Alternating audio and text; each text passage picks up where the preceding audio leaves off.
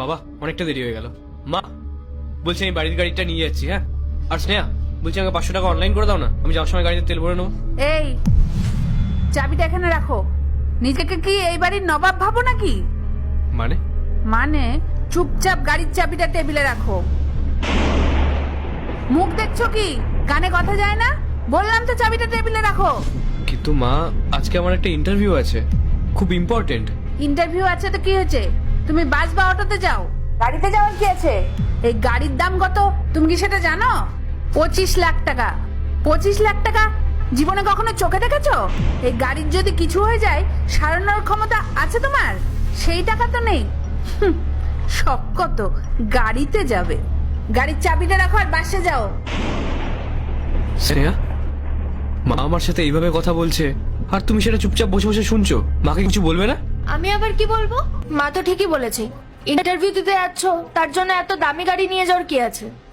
বাস বা অটোতে গেলে 10 কোটি টাকাতেই হয়ে যাবে, উল্টে তেলের টাকাটাও বেঁচে যাবে।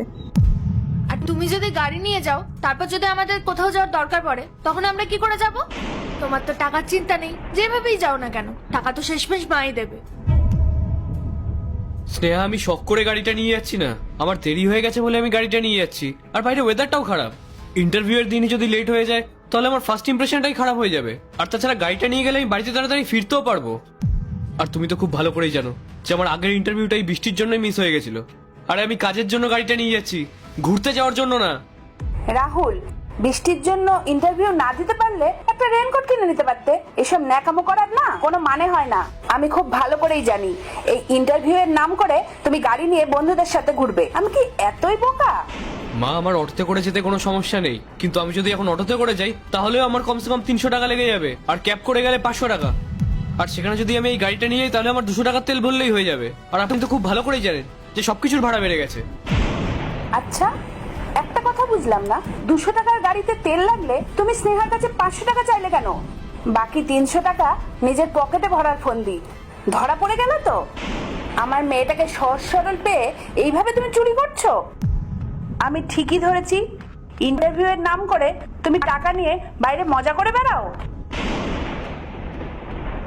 স্নেহা তুমি এখনো চুপ করে থাকবে? তুমি এখনো মাকে কিছু বলবে না? আমি কি বলবো? হ্যাঁ, মা তো ঠিকই বলেছে। তোমার কি মনে হয় আমি কিছু বুঝি না? 500 টাকায় যখন লাগবে তাহলে ক্যাব বুক করে যাও। আজব ব্যাপার তো, তুমি কবে থেকে টাকার মায়া করা শুরু করলে? যা খরচ হবে সে তো মাই দেবে। তোমার তো 1 টাকা দেওয়ার ক্ষমতা নেই। সমাজে আমাদের মান সম্মানটা তুমিই ডুবিয়েছো। লজ্জা করে না তোমার এরকম ঘর জামাই হয়ে থাকতে? তোমার একটুও লজ্জা করে না? স্নেহা, আজকে তুমিও এই কথাটা বললে? আরে তুমি তো নিজেও খুব ভালো করে জানো যে আমার ঘর জামাই হয়ে থাকার কোনো শখ নেই। আমি এই বাড়িতে পড়ে আছি শুধুমাত্র তোমার অনুরোধে। আরে গ্রামে আমার নিজস্ব কাজ ছিল, আমার নিজস্ব বাড়ি ছিল। আমি শুধুমাত্র তোমার কথা এই শহরে এসে স্ট্রাগল করছি। আর এখন তোমরা মা মেয়ে মিলে আমাকে প্রতিটা পদে পদে অপমান করছো। আরে স্নেহা, আমি তো বসে খাই না, আমি যখন যে কাজ পাই সেই কাজ করি, তোমাদেরকে সাহায্য করার চেষ্টা করি। আমি বাধ্য হয়ে এখানে পড়ে আছি বলে তোমরা আমাকে এরকম ভাবে বলবে? আর হ্যাঁ, ওই 500 টাকাটা না আমি পুরোটাই তেল ভরার জন্যই চেয়েছিলাম, যাতে আমার ব্যবহার করার পরে তোমরাও সেটা ব্যবহার করতে পারো। যাকে তোমাদেরকে এইসব কথা বলে কোনো লাভ নেই, কারণ আমি যাই করি না কেন তোমরা কখনো আমাকে ছোট করার একটা সুযোগও ছাড়বে না। হ্যাঁ, তোর বর তো দেখি চরম নির্লজ্জ। এত কথা বললাম তা ওর গায়ে লাগছে না? 150 টাকার জন্য 25 লাখ টাকার গাড়ি চাই? এত নির্লজ্জ যে গাড়ির চাবিটা এখনো হাতে করে দাঁড়িয়ে আছে। বড়দের প্রতি কোনো সম্মান নেই, শুধু নিজের ইগো নিয়ে পড়ে আছে। শোনো, গাড়ি নিয়ে যেতে গেলে নিজে একটা গাড়ি কিনে নাও। আমার গাড়ির চাবিতে একদম হাত দেবে না। গাড়ির চাবিটা রাখো। এই দিন আপনাদের চাবি লাগবে না আমার।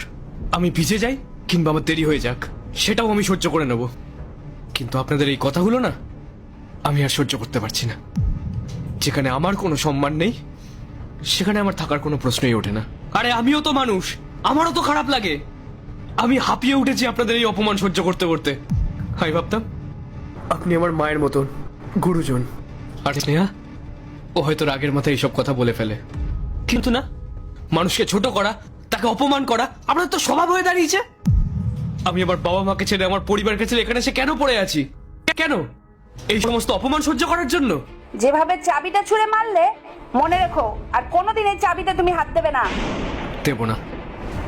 আর একটা কথা আমি পরিষ্কার করে জানিয়ে যাচ্ছি, এই বাড়িতে আমি সেদিনকেই ফিরে আসব যেদিনকে আমার হাতে একটা চাকরি থাকবে। আর যদি দেরি হয় তাহলে আমার জন্য অপেক্ষা করো না। তোমার মায়ের কথা শুনে কোনো ভালো একটা ছেলেকে থেকে বিয়ে করে নিও। আসছি আমি।